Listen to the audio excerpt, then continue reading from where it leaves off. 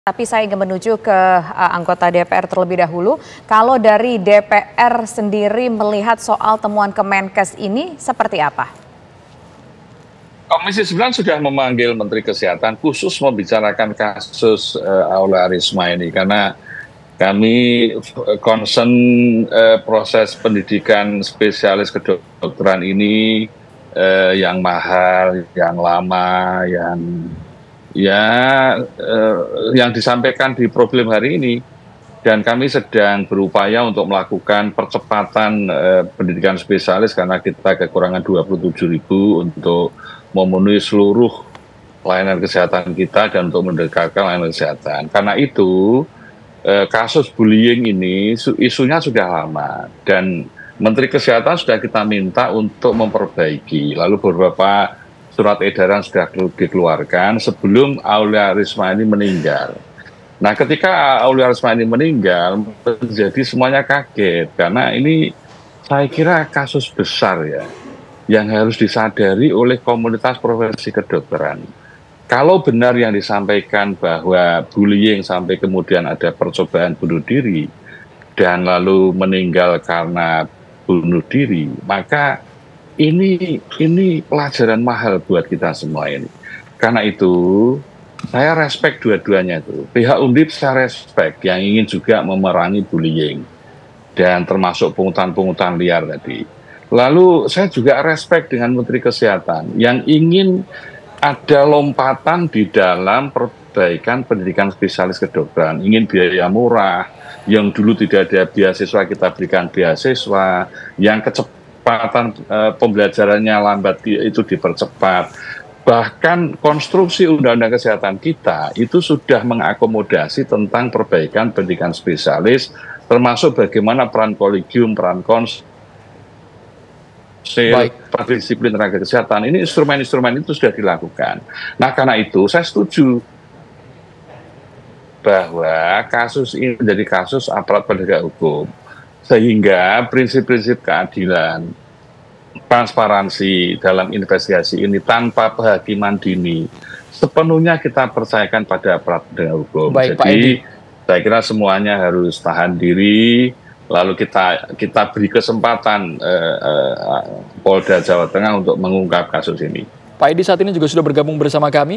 Ada Dr. Angga yang sepertinya berada di 1 tahun di atas Dr. Aulia ini secara angkatan. Kami ingin tahu apakah betul ada tradisi yang tadi disebutkan oleh Kemenkes, ada pungutan buat kebutuhan non-akademik yang dikelola bersama oleh seangkatan tersebut, Dr. Angga? Perlu saya luruskan. Misalnya pengelolaan keuangan ini memang ditekankan dan dikelola oleh semester yang paling kecil, dan mengenai nominal yang dibutuhkan itu bisa dikelola sendiri oleh atau mengenai ya itu tergantung terhadap penggunaan dari uang. Baik, Dokter Angga. Sembari kami perbaiki komunikasi dengan Dokter Angga, kita ke Ibu Siti Nadia dulu ya, Tisa ya. Ya, baik. Nah, sekarang saya ingin kembali ke Ibu Siti Nadia. Bu Siti Nadia, sebenarnya kalau di Undip sendiri tadi kan disampaikan turun-menurun temuan dari Kemenkes investigasinya. Sudah berapa lamakah ini terjadi? Tapi tadi kita juga mendengar bahwa statement dari Dokter Kalika yang sangkatan dengan Dokter Aulia mengatakan nggak ada kok pungli, itu semuanya cuma untuk kebutuhan-kebutuhan kita aja begitu. Bagaimana Bu Nadia?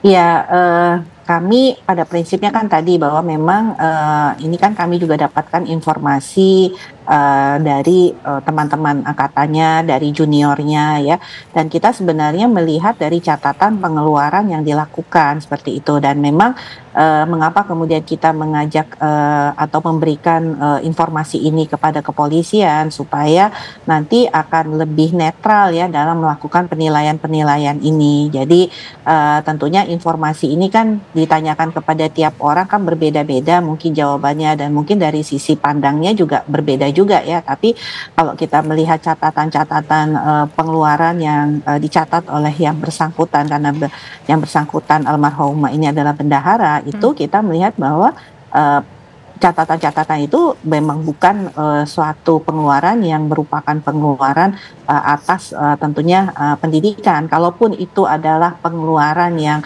tadi disampaikan untuk kepentingan sendiri, tapi itu kemudian kalau kita lihat bukan juga digunakan untuk kepentingan angkatan PPDS yang merupakan angkatan almarhumah. Gitu. Bisa diuraikan Dr. Siti Nadia untuk keperluan apa? Kalau memang itu bukan untuk keperluan akademis, bukan untuk keperluan teman-teman seangkatan. Ya, seperti misalnya mentraktir makan, ya. Kemudian ada pengeluaran untuk laundry, baik itu sepatu olahraga, kaos olahraga, gitu ya, dalam jumlah yang cukup besar. Kemudian juga ada fotokopi, tadi saya sampaikan, fotokopi yang sebenarnya kalau kita lihat ada namanya, fotokopi itu atas nama siapa, seperti itu. Itu semuanya laundry, sepatu olahraga, traktir makan-makan, fotokopian, 3 item yang baru saja Dr. Nadia sebutkan, itu semuanya kepentingan ataupun keperluan senior.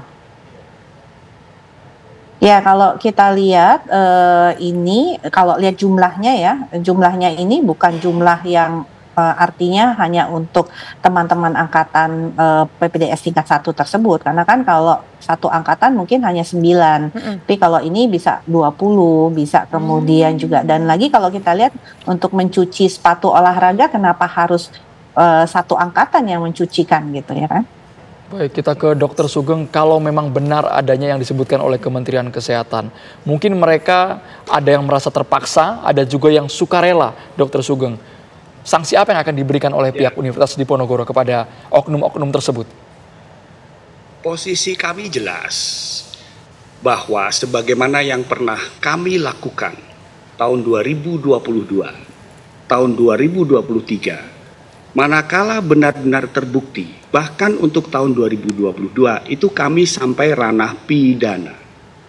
Saya sangat menghargai pilihan kata yang digunakan oleh Yang Mulia anggota Komisi 9 Bapak Edi Wuryanto, bahwa kita harus menyerahkan ini kepada kepolisian tanpa penghakiman dini. Saya melihat isu ini bergeser. Semula terkait surat dari Bapak Dirjen Yankes, kejadian bunuh diri, sekarang sudah tidak ditanyakan lagi. Kemudian sekarang terkait pemalakan. Pemalakan itu menurut Kamus Besar Bahasa Indonesia adalah upaya pemerasan yang dilakukan dengan ancaman untuk mendapat keuntungan, barang atau jasa. Nah, kalau sudah pemerasan, itu kan ranah Polri, penyidik. Jadi kita tunggu saja. Baik.